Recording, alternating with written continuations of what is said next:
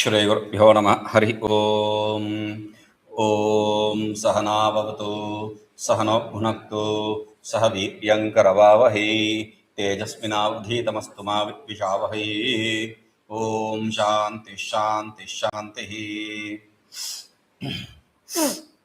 So yesterday we saw in the previous shloka that sthula vairajayoho aikyam sukshma hiranyagarbhayoho aikyam ajñānaṃ aikyam pratyagga vijñānapurvayoho aikyam. We saw the identification between the gross and gross, the subtle and subtle, causal and causal, and the fourth state, meaning the individual gross in the collective gross, individual gross with the collective gross, the individual subtle with this collective subtle, not in the collective subtle. Individual gross with the collective gross identification, individual subtle with the collective subtle identification, individual causal with the collective causal identification, and the fourth, the individual self with the absolute self identification. So we gained the identification for all the four states. Now, but if everything is one, there is only identification, then how do I say duality? That is the first question. So we have to explain the cause for this creation. Why do I see duality? What is the cause for it? So for that, he says, Chinmatraikarase Vishnau Brahmatmaikyasvarupake Brahmenaiva Jagatjatam Rajvau Sarpabhramo Yatha. We saw there are two states. One is the causal, the example, and the other is the exemplified. The example we saw the other day, which is Rajvam Sarpa Brahma Yatha Sarpa Brahma, like just as the erroneous knowledge of snake on the rope. The erroneous knowledge of snake on the rope. What does that mean? That means that there was never a snake, there is never a snake, and there will never be a snake in all the three periods of time. What exists is only the rope. The ignorance of the rope produces the snake, nothing else. There is no material cause, there upadhana karana, there is no instrumental cause, nimitta karana, there is no supportive cause, kāryakāraṇa. None, no kind of cause exists there. Material cause, instrumental cause, or supportive cause. So there is no possibility for the snake to exist on that rope, in that rope, with that rope, in whichever way you see. So the snake which appears to be seen in the rope is because of the superimposition, the erroneous knowledge of not recognizing this rope. So this is not the only situation which we can see where we have the erroneous knowledge regarding something. We see the mother of pearl silver. We see the sky, castle in the sky. We see the mirage water. In this way, there are many places where we see something to be something else, not seeing the truth, reality. So this erroneous knowledge is the cause for erroneous knowledge is the effect of not recognizing the substratum, not knowing the rope. That's the example. So, but why are you saying this?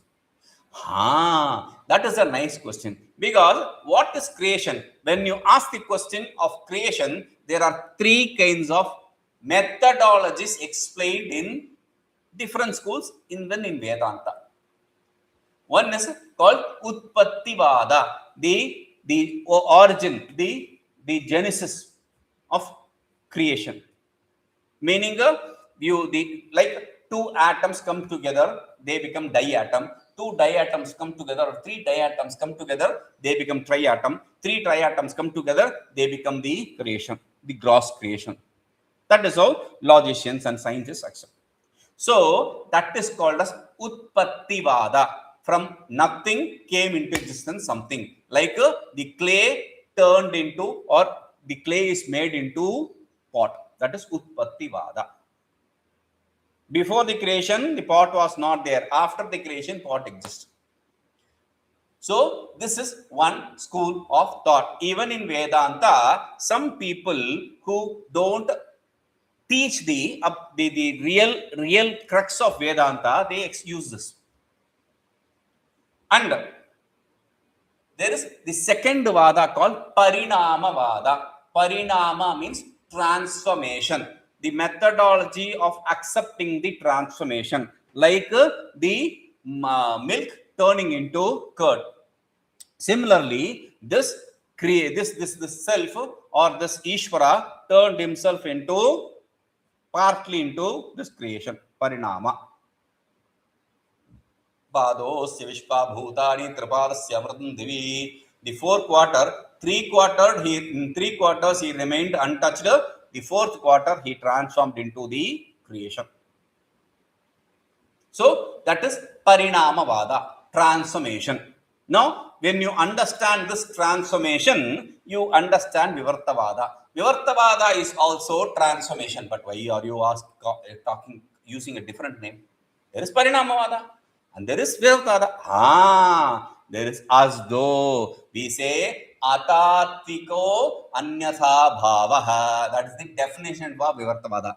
Atatvika Anyatha Bhavaha. The Anyatha Bhavaha, the transformation is Atatvika, is non-real. When there is an unreal transformation, as though transformation, apparent transformation, seeming transformation, that is called as Vivarta. So that is exactly what is explained here.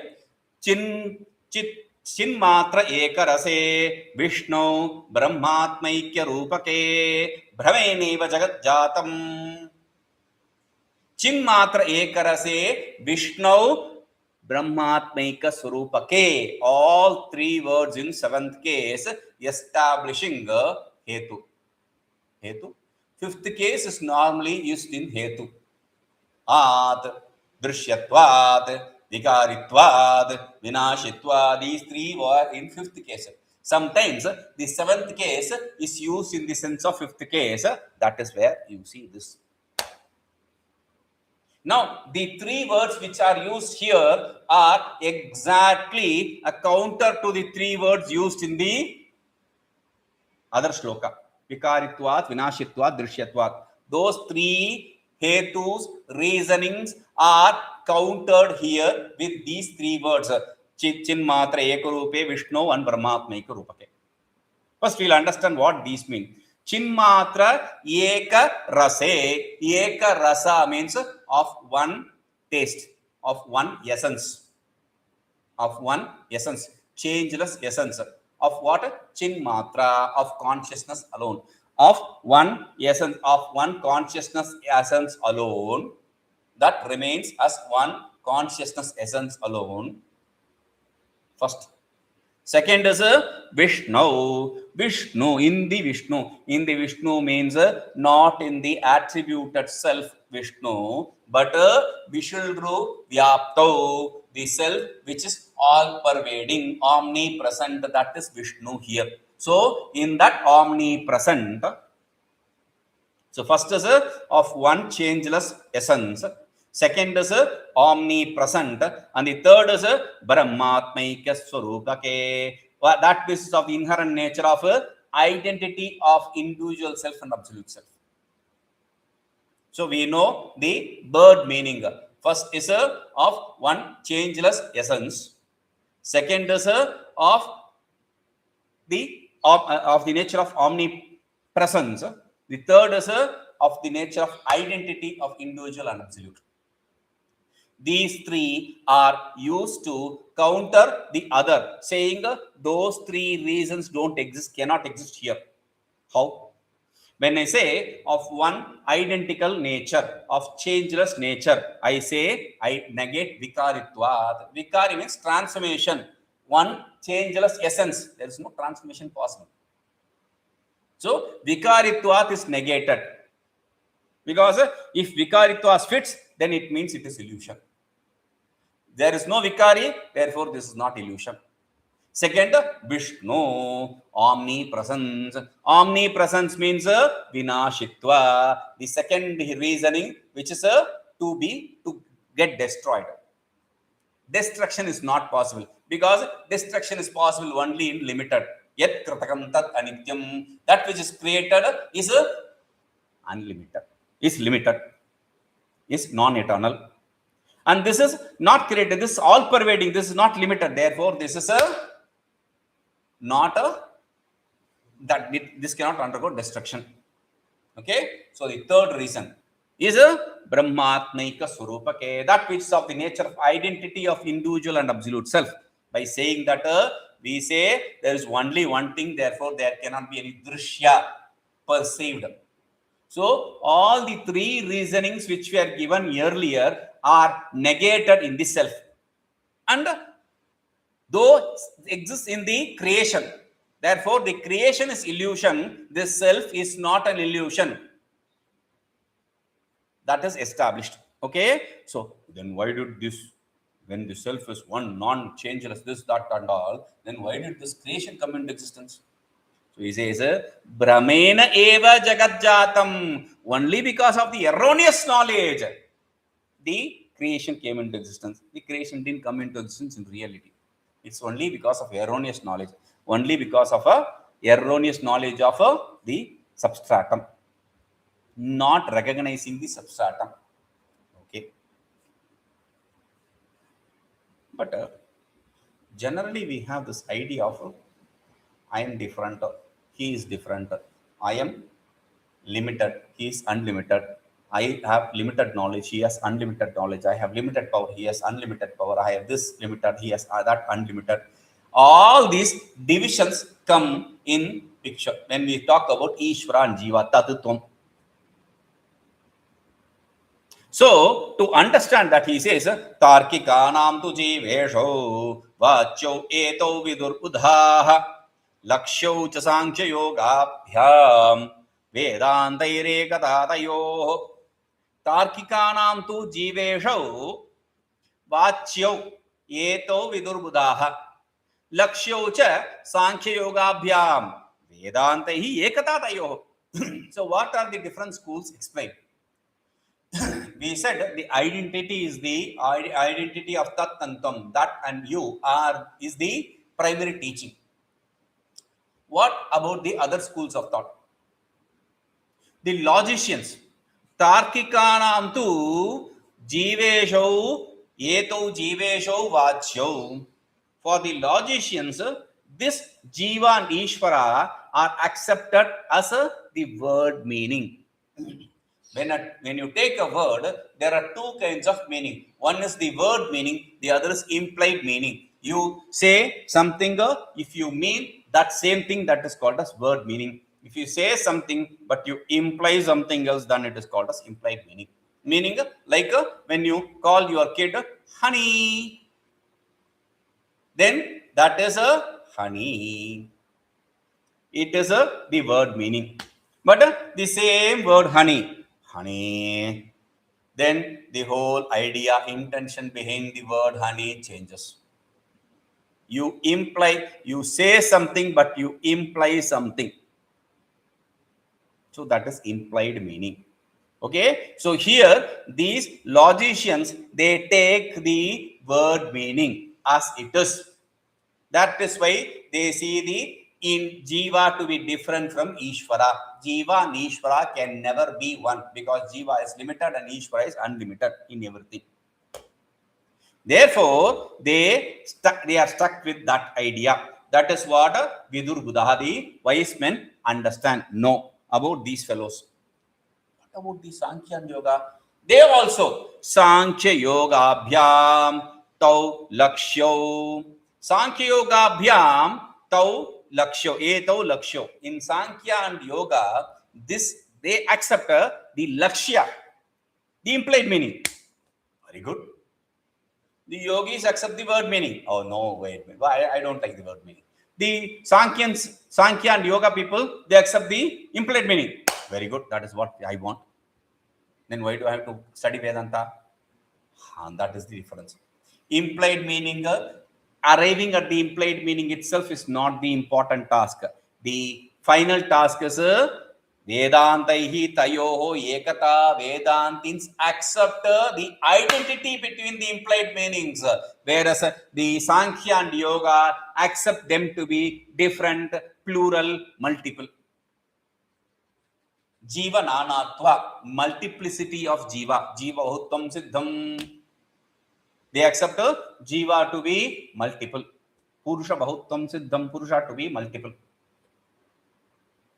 Therefore, they come closer and they use the logic, etc. They use the only the knowledge can bring you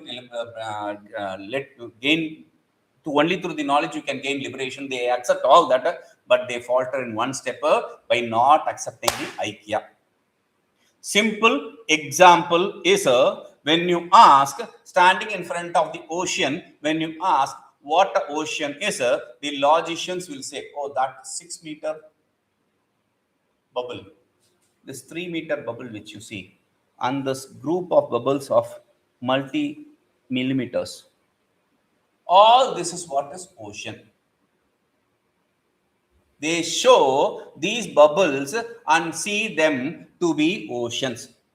Not even the bubbles, they see the different centimeters and all that, the centimeter, diameter, the weight, etc. That to be ocean, not the bubbles himself. Whereas the Sāṅkhya and Yoga people, oh, that bubble, this bubble, they are different. This bubble is also ocean, that bubble is another ocean. In that way, they accept a multiplicity of ocean. But when you ask a Vedantin, he says this bubble and that ocean behind it, they both are water. So the essence is water. That is the identity of this bubble and that ocean. This bubble is not different from ocean. They establish the water to be the common thing between the common entity between the ocean and the bubble. They accept that identity and leave it. So, vedāntairaikyatā tayoḥ. Vedantins accept the identity between them and therefore there is no problem. But wait. Still, why should how do I gain this? How do I gain this identity between Ishvara and Jiva? How do I gain this identity between Ishvara and Jiva? That is it. kāryakāraṇavācyāṃśau jīveśau yau jahacca ajahacca tayorlakṣyau cidaṃśāvekarūpiṇau kāryakāraṇavācyāṃśau jīveśau yau jahacca ajahacca tayorlakṣyau cidaṃśāvekarūpiṇau. See, when we say word meaning and implied meaning, we have the implied meaning. In the implied meaning from the word, if you want to understand the meaning, there are two kinds. One is word meaning, the other is implied meaning. Vācyāvetau, lakṣyau. When you go to the lakṣyartha, the implied meaning, there are three kinds of implied meaning. One is giving up, other is not giving up, third is partially giving up and partially not giving up. So, giving up is called as jahacca. And there we give the example of my hut is in the Ganges. When we say my hut is in the Ganges, what I mean literally is not my hut is floating in the Ganges, but my hut is on the banks of Ganges. That is giving up entirely the Ganges. Second is white is running. When I say white is running, what I mean is the white dog is running. Without giving up the white, I associate with the dog, white dog is running. Third is not giving up and partially giving up and partially not giving up. Like that is this fellow. This is that fellow. When I say this is that fellow or that is this fellow, what I literally mean is that place, time, causation, whatever that form you saw in that past, and this place, time, causation, whoever you see here now, maybe they have different body structure now, and then they have a different dress code now, and then they are in different time and place, but still they are identical. I just take the essence of both and say them to be same person. That is what is Jahat, ajahat, lakṣana, the third kind of lakṣana. Which is the lakṣana? Which is the implied meaning? The accept for Vedanta. So he says, jīveśau yau kāryakāraṇau vācyāṃśau tau jahacca. So, what should you give up and what you should not give up? When you say, I accept partially giving up and partially not giving up, what is that which you have to give up and what is that which you should not give up? So, that is explained. The vācyāṃśau tau jahacca, by giving the vācyāṃśa, the portion of the word meaning. The portion of word meaning in what?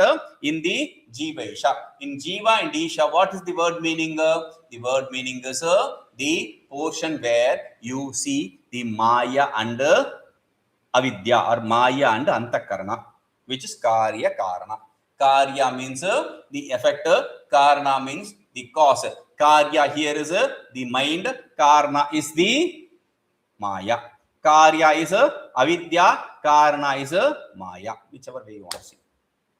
So, when I say tad, what I mean is avidya. Tad means maya avachinna chaitanyam, maya associated consciousness. When I say tvam, you, what I mean is avidya avachinna chaitanyam, or antakarana avachinna chaitanyam, means avidya associated consciousness or antakarana mind associated consciousness.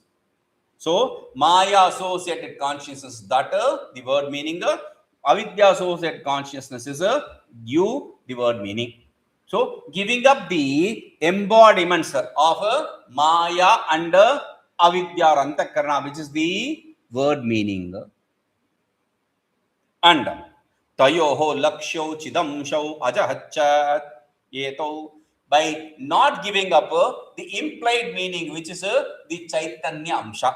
I give up the karya and karana, the cause and the effect, which is the maya and the mind, and not give up the implied meaning, which is consciousness.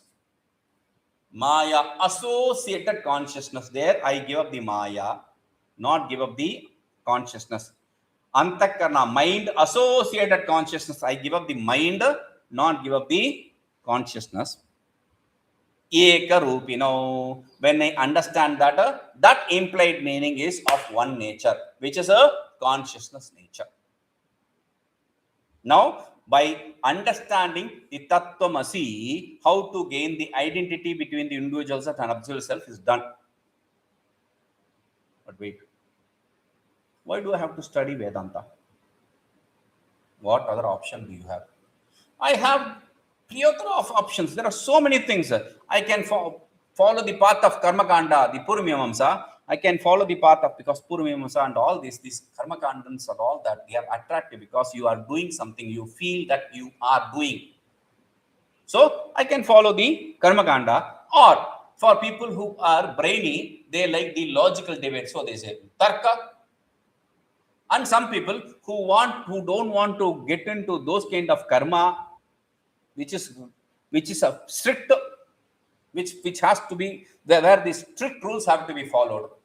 Nor they want to be brainy nerds. They want to do something in their usual pace, etc. So for them, Sāṅkhyayogau. These are the schools apart from Vedanta which accept the Vedas to be valid proof. We are not entering into this Charvakya, etc. because they don't accept the Vedas to be valid proof. We are accepting these people who accept the Vedas to be valid proof called Astika Darshana. Astika Darshana. People who accept the Vedas to be valid proof is Astika. And Darshana means philosophy. Philosophies that accept Vedas to be valid. So there he says, karmaśāstre kuto jñānaṃ, tarke naivāsti niścayaḥ, sāṅkhyayogau bhidāpannau, śābdikāḥ śabdatatparāḥ. First, we have to understand that Vedanta janya jñānaṃ, pramana janya jñānaṃ alone can get rid of this ignorance, get you liberated. No other means. That is why Shruti very clearly says, Nanyah pantha vidyate ayanaya. For knowing this substratum, there is no other path. When the Shruti very clearly says, then because of our attraction to fantasy to different paths, he says, if you choose that, then we say, karmaśāstre kuto jñānaṃ, kuto jñānaṃ. How can the knowledge take place through karma kanda? Why not? I'll explain why not. Because that's the only question. He just negates it. How can there be knowledge through karma kanda, liberation through karma kanda? What does that mean? Because karmas means action. Action means you are gaining something, some effect through the action. Meaning that you are gaining the self as the result. The self is nitya siddha, ever existence. It cannot be gained through some action. That is one reason. The most important reason is yat kritakam tat anityam. Whatever is gained through an action is non-eternal. Self is eternal. So you cannot gain the self through action. So how can you say the self can bring you, the karmas can bring you knowledge, liberation? Impossible. Tarka, logic. Very good. You have asked. I was waiting for you to ask. He says, tarke, niścayaḥ naivāsti. Oh, beauty. You have to understand one thing. Logic, there is no end. Niścayaḥ, determination. There is no determination. You cannot determine anything through logic. What?